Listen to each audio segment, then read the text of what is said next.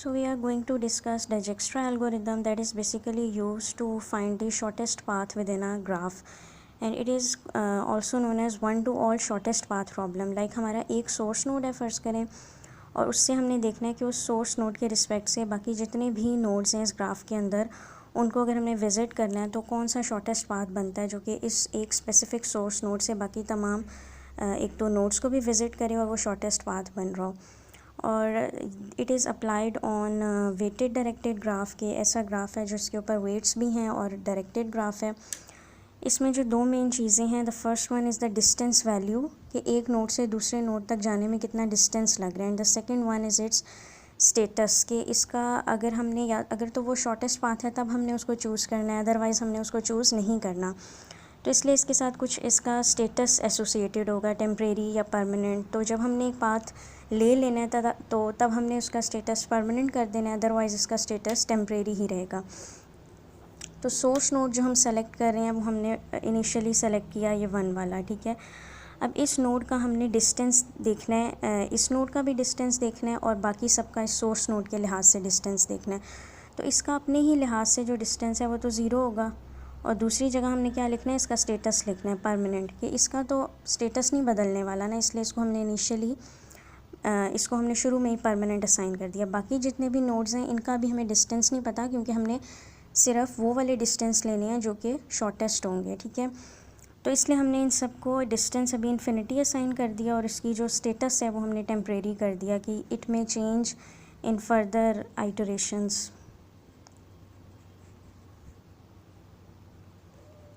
Next हमने देखना है कि अब नेक्स्ट कौन सा नोड इंक्लूड होगा हमारे शॉर्टेस्ट पाथ बनाने में।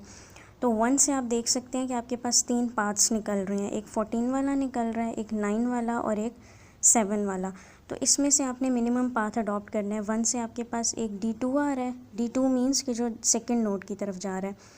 इसमें से मिनिमम क्या है, इसका जो खुद का डिस्टेंस है वो इन्फिनिटी है, और दूसरा क्या है, ये वाला जो 7 है। तो इसमें से मिनिमम कौन सा है, 7 वाला है।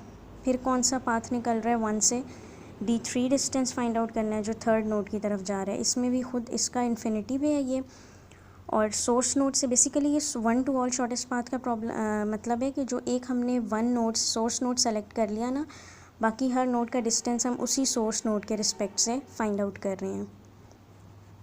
इसमें आपको पता है कि मिनिमम 9 है। इसी तरह हम D6 देखेंगे तो इसके अंदर आपका जो मिनिमम है वो 14 होगा। अब बेसिकली 1 से 3 पाथ्स निकल रहे हैं ना, आपने तो कोई एक पाथ अडॉप्ट करना है, तो अब आपने इन तीनों में से देखना है कौन सा मिनिमम है। तो इन तीनों में से मिनिमम ये 7 वाला है, तो इसका मतलब है अब आपने इस पाथ की तरफ जाना है, और आपका ये जो सेकंड नोड है ना, अब ये आपका विज़िट हो चुका है। तो ये जो भी वैल्यूज़ आई हैं D2 की, D3 की, D6 की, या आप इसको असाइन कर देंगे 7। अभी हम टेम्प्रेरी ही इधर लिखेंगे। D3 की वैल्यू क्या आई है, 9 आई है, और स्टेटस इसका टेम्परेरी है, और इसकी क्या आई थी 14, और इसका भी स्टेटस टेम्परेरी था। ये बेसिकली मॉडिफाई होते जा रहे हैं, तो आपने इसको इस तरह लिख देना है जो भी आपकी वैल्यूज़ मॉडिफाई होके आई हैं। इन तीनों में से हम कौन सा ले रहे हैं, 7 वाला पाथ ले रहे हैं ना, यानी सेकंड नोड की तरफ हम जा रहे हैं। तो इसको आपने परमानेंट कर देना है, क्योंकि ये तो हमने चूज़ कर लिया, ये फर्दर इन कमिंग आइट्रेशंस ये चेंज नहीं होगा। अब हम सेकंड वाले नोड पे आए हैं। सेकंड वाले नोड से आप देख सकते हैं एक ये पाथ जा रहा है जो कि 3 की तरफ जा रहा है, और एक ये पाथ जा रहा है जो कि 4 की तरफ जा रहा है। तो हमने इनके डिस्टेंसेस फाइंड आउट करने हैं। सबसे पहले D3 का डिस्टेंस फाइंड आउट करेंगे। तो एक तो इसका अपना डिस्टेंस है 9 जो कि गिवन है, जो कि अब अपडेट हो चुके हैं, आपने वो डिस्टेंसेस यूज़ करने हैं 9। दूसरा अगर हम इसका सोर्स से डिस्टेंस देखें, अच्छा हाँ, दूसरा हम इसका अगर ये वाला डिस्टेंस देखें जो सोर्स से आ रहा है, क्योंकि हम सोर्स से ही बेसिकली सारे डिस्टेंसेस फाइंड आउट कर रहे हैं, तो वो 7 + 10 आ रहा है, 17 यानी कि। तो मिनिमम कौन सा 9 वाला है। इसी तरह 2 से आपका एक 4 की तरफ पाथ जा रहा है, तो आपने D4 फाइंड आउट करना है। D4 में आपके पास इसका अपना डिस्टेंस जो है वो इन्फिनिटी है, और दूसरा क्या आ रहा है, सोर्स नोड से 15 + 7, तो दैट इज़ 22। तो आपने इसको असाइन कर दिया 22 और टेम्परेरी, और इसका ऑलरेडी 9 ही था तो उसको आप चेंज नहीं करेंगे। इसमें से अब कौन सा वाला मिनिमम है, ये वाला। तो इसका मतलब है आपने थर्ड वाले नोड की तरफ जाना है। तो थर्ड वाला जो नोड है ना, उसको आपने परमानेंट कर दिया कि ये अब हमारा पहले 1 विज़िट होगा, फिर सेकंड होगा, फिर थर्ड वाला नोड विजिट होगा। थर्ड से देखें आपके पास एक पाथ जा रहा है 6 की तरफ और एक जा रहा है इधर 4 की तरफ जा रहा है, तो हमने इनके भी डिस्टेंसेस फाइंड आउट करने हैं। सबसे पहले हम D6 फाइंड आउट करेंगे, तो D6 का एक तो डिस्टेंस वही है जो उसका अपना है यानी कि 14, और एक डिस्टेंस अगर हम देखें जो इसका बन रहा है सोर्स से, जो जो जो इसकी सोर्स नोड है वहाँ से, तो ये बनता है 9 + 2 11। तो इसमें से मिनिमम कौन सा वाला है 11, तो हम वो चूज़ करेंगे। दूसरा क्या है आपके पास, ये हाँ ये जा रहा है आपके पास 4 की तरफ, तो उसमें एक तो इसका अपना डिस्टेंस है जो कि क्या है 22, दूसरा सोर्स से क्या बन रहा है 9 + 11।